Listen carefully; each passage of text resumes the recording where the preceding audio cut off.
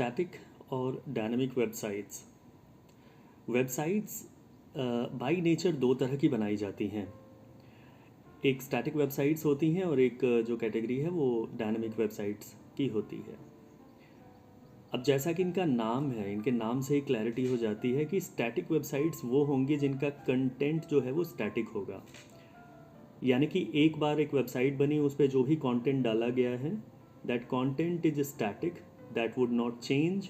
वो तभी बदलेगा जब उसके कोड में जाकर के कुछ चेंजेस किए जाएंगे। यूज़र उस वेबसाइट को यूज़ करते टाइम, यूज़र जब उस वेबसाइट को देख रहा होगा, एक्सेस कर रहा होगा, पढ़ रहा होगा, कुछ काम कर रहा होगा, यूज़र अपनी तरफ से उस वेबसाइट के कंटेंट में कोई फेरबदल नहीं कर सकता है।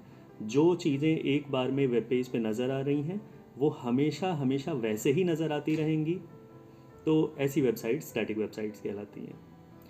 डायनामिक वेबसाइट्स थोड़ा सा यूज़र इंटरेक्शन देती हैं। डायनामिक वेबसाइट्स बेसिकली वो वेबसाइट्स होती हैं जिनके कंटेंट को डेवलपर तो जब चाहे तब बदल सकता है। जैसा स्टैटिक में बताया कि कोड में चेंजेस कर देंगे तो फिर तो कंटेंट बदल ही जाना है, कंटेंट की पोजीशनिंग बदल जानी है। जो कंटेंट राइट में था वो लेफ्ट में आ जाएगा, जो लेफ्ट में है वो सेंटर में चला जाएगा। वो कोड में चेंजेस करेंगे तो कुछ भी हो सकता है, राइट। सो स्टैटिक में तो ये चीज़ हो सकती थी। स्टैटिक में क्या था कि यूज़र कंटेंट में कोई फेरबदल नहीं कर सकता था, कंटेंट पोजीशन नहीं मैनिपुलेट कर सकता था। बट डायनामिक में क्या होता है, अगर कोई वेबसाइट बनाई है डेवलपर ने और उसमें कुछ कंटेंट रखा हुआ है, ना सिर्फ वो कंटेंट बदला जा सकता है जो एक बार में विजिबल है वेब पेज पे, वो कंटेंट भी बदला जा सकता है एंड उसकी पोजीशनिंग भी बदली जा सकती है। मैं आपको बहुत सिंपल एग्जांपल्स दे देता हूँ इसके।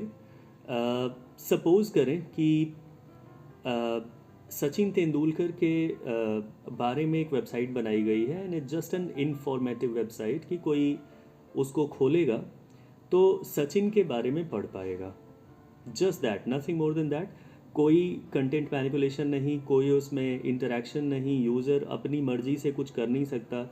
User can just open that website, read it, use it for what ever purpose, right. तो किसी भी पर्पज़ के लिए वो अगर उसको यूज़ करना चाहता है यूज़ कर सकता है। जो कंटेंट डेवलपर ने एक बार डाल दिया, जो पैराग्राफ्स डाल दिए गए, जो हेडिंग्स डाल दी गई, जो स्टैटिस्टिक्स डाल दी गई हैं, जो भी कंटेंट, इमेजेस, जो भी कंटेंट डाल दिए गए हैं, उनको केवल पढ़ा जा सकता है। तो अगर ऐसा है तो ये एक सिंपल स्टैटिक वेबसाइट हो गई। डायनामिक वेबसाइट्स में यूज़र इंटरेक्शन जैसा आपको बताया, तो आप मान लें कि किसी यूनिवर्सिटी की वेबसाइट है। उस वेबसाइट में बहुत सारे इमेजेस हैं यूनिवर्सिटी के, क्लासरूम्स के, लाइब्रेरीज़ के, लेबोरेटरीज़ के, अलग अलग जगहों के, प्लेग्राउंड के एंड ऑल। तो कहीं पे उसमें एक लिंक नज़र आ रहा है डाउनलोड एडमिट कार्ड का, alright. You clicked on as user, I mean developer की तरफ से नहीं, यूज़र उस लिंक पे क्लिक करता है तो उसे एक नया वेब पेज दिखाया जाता है जो पूरा ब्लैंक वेब पेज है। और उस पेज पे दो चीज़ें मांगी जा रही हैं थ्रू टेक्स्ट बॉक्सेस। एक चीज़ मांगी जा रही है रजिस्ट्रेशन नंबर, तो आपने रजिस्ट्रेशन नंबर डाल दिया एज यूज़र। फिर नीचे आपका डेट ऑफ बर्थ मांग रहा है, आपने अपना डेट ऑफ बर्थ डाल दिया। अब जब आप सबमिट बटन पे क्लिक करते हैं तो वो जो ब्लैंक पेज था जिस पे सिर्फ दो चीज़ें मांगी जा रही थी, वो पेज एकदम से चेंज हो जाता है और वहाँ पे आपका एडमिट कार्ड बन के आ जाता है, जहाँ पे आपकी इमेज नज़र आ रही है, आपका नाम, आपके कोर्स डिटेल्स, आपका रजिस्ट्रेशन डिटेल्स, आपके कौन कौन से पेपर्स हैं, किस किस डेट में हैं, कौन कौन से टाइमिंग पे हैं, क्या वेन्यू है, कहाँ पे एग्ज़ाम होना है, और कुछ इंस्ट्रक्शंस कि क्या लेके जाएं, कैसे जाएं, क्या करें क्या ना करें। सो ये जो एक बन के आ गया, ये यूज़र इंटरेक्टिविटी पे हुआ है। यूज़र ने अपनी तरफ से अपना रजिस्ट्रेशन नंबर और अपना डेट ऑफ बर्थ दिया है एंड सबमिट बटन पे क्लिक करने पे उस वेबसाइट ने कुछ रिस्पॉन्ड किया है, राइट। तो जो पेज पे सिर्फ दो चीज़ें नज़र आ रही थी, यूज़र से रजिस्ट्रेशन नंबर और डेट ऑफ बर्थ मांगने के फील्ड्स नज़र आ रहे थे, वहाँ पे अब पूरा एडमिट कार्ड बन के नज़र आ रहा है। And it just because of the user interactivity, user ने इंटरेक्शन किए हैं। तो यूज़र इंटरेक्टिविटी पे अगर पेज पे कुछ चेंज हो रहा है, पेज के कंटेंट में बदलाव हो रहा है, उसकी पोजीशनिंग इधर उधर हो रही है, that is the characteristic of a dynamic website. So this is how you differentiate between a static website and a dynamic website. I hope आपको समझ में आ गया होगा. Let me now clarify. what makes a website a static website and what we need to do in order to make a website a dynamic website. अगर हम एक website बना रहे हैं तो हम क्या करेंगे कि वो स्टैटिक बनेगी, क्या ऐसा करेंगे कि वो डायनेमिक बन जाएगी. Let's first understand that every website has two sides. Okay, हर एक वेबसाइट के दो साइड्स होते हैं. There is a side that is visible to the users. Okay, and there is a side that is hidden from the user, right? User उस side को नहीं देख सकता है, यूज़र केवल उस साइड को देख सकता है जो उसके सामने है. यूज़र के सामने जो किसी भी वेबसाइट का साइड होता है इसे फ्रंट एंड कहते हैं, और जो हिस्सा यूज़र के अगेंस्ट होता है, यूज़र को नज़र नहीं आ रहा होता, वो हिस्सा बैक एंड कहलाता है. तो स्टैटिक वेबसाइट्स में जो फ्रंट एंड पार्ट होता है सारी मेहनत उस पर की जाती है. अगर सारी नहीं भी तो मैक्सिमम मेहनत उस पर की जाती है. The maximum code, maximum impact, maximum efforts जो हैं वो फ्रंट एंड बनाने की तरफ जाते हैं. बैक एंड का बेसिकली जो टास्क है वो स्टैटिक वेबसाइट्स में उतना प्रोमिनेंट नहीं होता, उतना इम्पॉर्टेंट नहीं होता, उसे उतनी इम्पोर्टेंस नहीं दी जाती है. बैक एंड इम्पॉर्टेंट हो जाता है डायनेमिक वेबसाइट्स में, क्योंकि जैसा आपने वो एडमिट कार्ड्स वाले एग्जांपल में समझा है, यूज़र से मांगा गया उसके रजिस्ट्रेशन नंबर्स और उसका डेट ऑफ बर्थ. तो रजिस्ट्रेशन नंबर और डेट ऑफ बर्थ जब यूज़र ने फीड इन किया है और सबमिट बटन पे क्लिक किया है तो उसका जो एडमिट कार्ड बन के आया वो आया कहाँ से. सी, एडमिट कार्ड के अंदर जो डिटेल्स हैं, जैसे स्टूडेंट का नाम, उसका कोर्स डिटेल्स, उसके registration details, exam details, venue, कौन कौन से पेपर का एग्ज़ाम देना है, कौन कौन से डेट में है, किस स्लॉट में है, कहाँ है, ये सारी चीज़ें किसी डेटाबेस में रखी होंगी.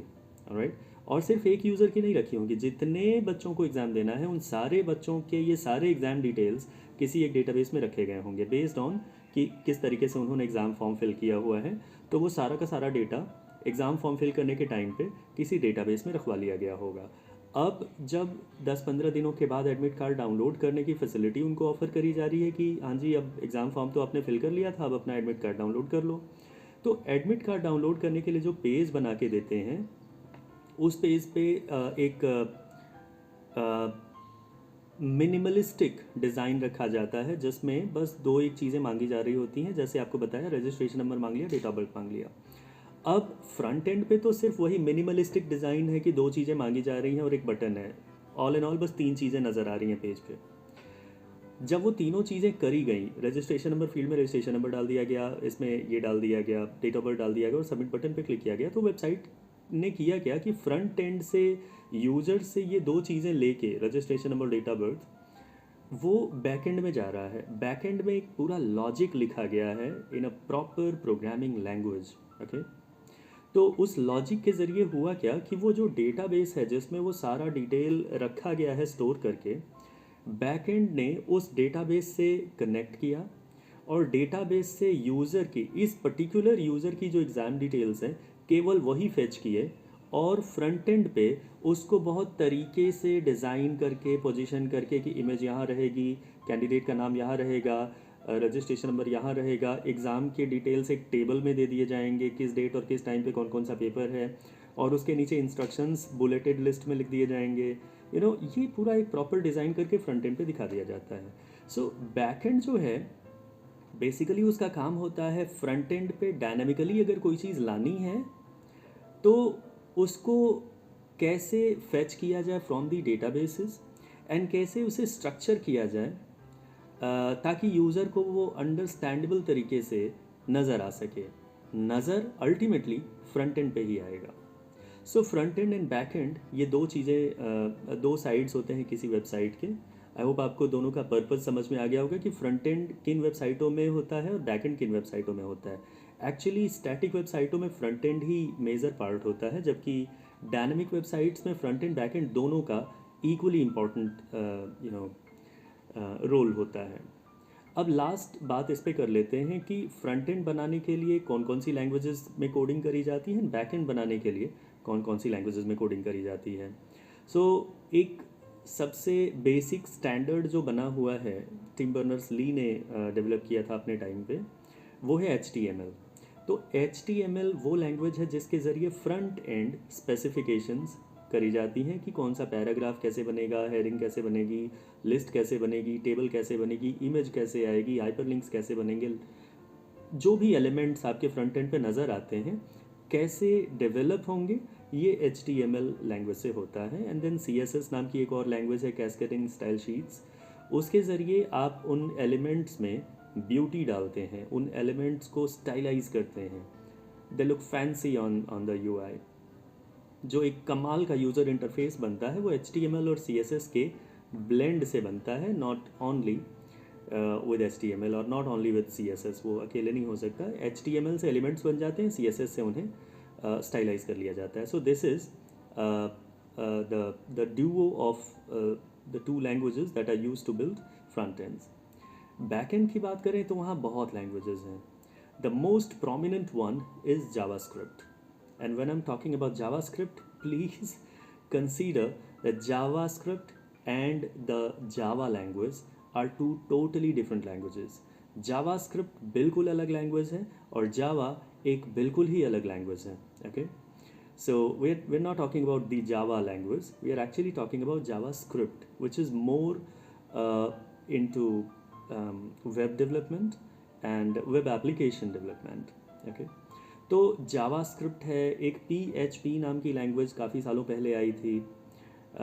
इसके अलावे Python is doing pretty good in back and, और कुछ फ्रेमवर्क्स बने हुए हैं इन्हीं लैंग्वेजेस के, जैसे जावास्क्रिप्ट में बन गई एक्सप्रेस, नोड।